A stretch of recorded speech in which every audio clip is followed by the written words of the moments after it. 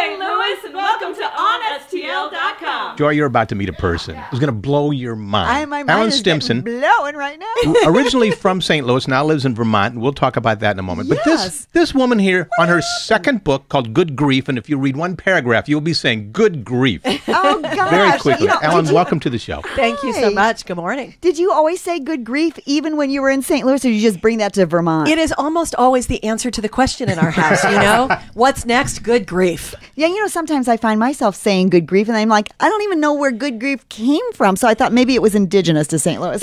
Now, Joy, Alan, you met her husband, John, out there. Is that who that is? That's her husband, John. You know what I asked him? I said, who are you? And he said, I'm with Ellen. So I said, is that what it says on your card? And then he wouldn't give me any more information. Now, Alan and John have 3 kids. Okay. One of them, Benjamin, I assume is the oldest because Benjamin's father, Steve, was a former husband. Oh. But stayed with the family. He stayed here in St. Louis. How However, he interesting. showed up at holidays all the time. I always say I was married to my oldest son's father for about 15 minutes when I was 22. Okay. It was a colorful 15 minutes. I bet. Apparently.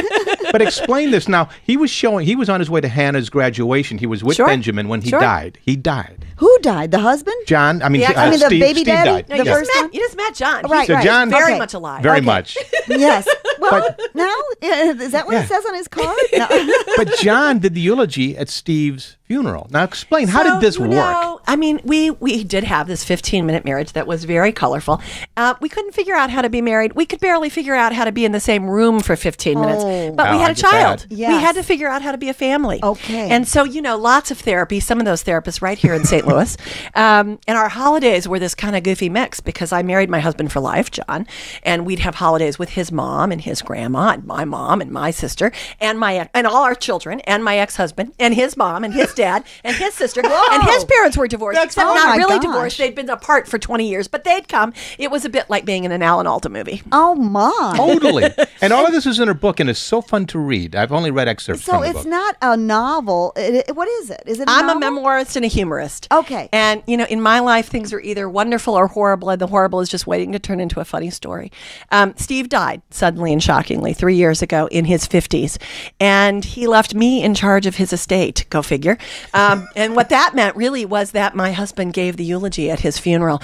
And if the people in the pews thought it was weird, which they did, because you could all watch them all whispering, but they were very nice when they walked Well, through. what are they going to say? It's a funeral. They looked at us like we were crazy whack jobs, but they said, I'm very sorry. Yes. He also left me in charge of his ashes. Now I ask you, what do you do with your ex-husband's ashes? And then what is it, the problem there? Was he had nobody else in his family to turn to? Well, why you? We really were his family. I mean, he Okay. had become, my children called him Uncle Steve. He had been part of he had a key to our house. He would let himself in on Christmas morning and start the coffee so Benjamin didn't have to go more than one place for Christmas. And John was never a suspect in his death? I think I want an ex-husband. Come on, yeah. He was the best want ex-husband a one. girl could have. He really was. Gosh. And the idea was he and my son were fly fishermen.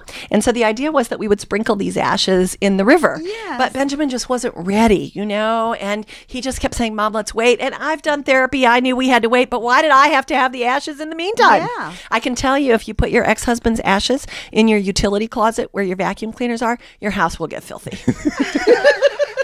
She writes like she talks, so just so you know. Okay. So the really funny story is I'm trying to finish this book, and my son just would not sprinkle the ashes. He just couldn't be persuaded. And you really can't say, oh, honey, please, so Mommy could finish her book. Could we please sprinkle the ashes? Yes. You can't say that. And I didn't have an ending. You know, I was trying to finish it, but we needed to sprinkle.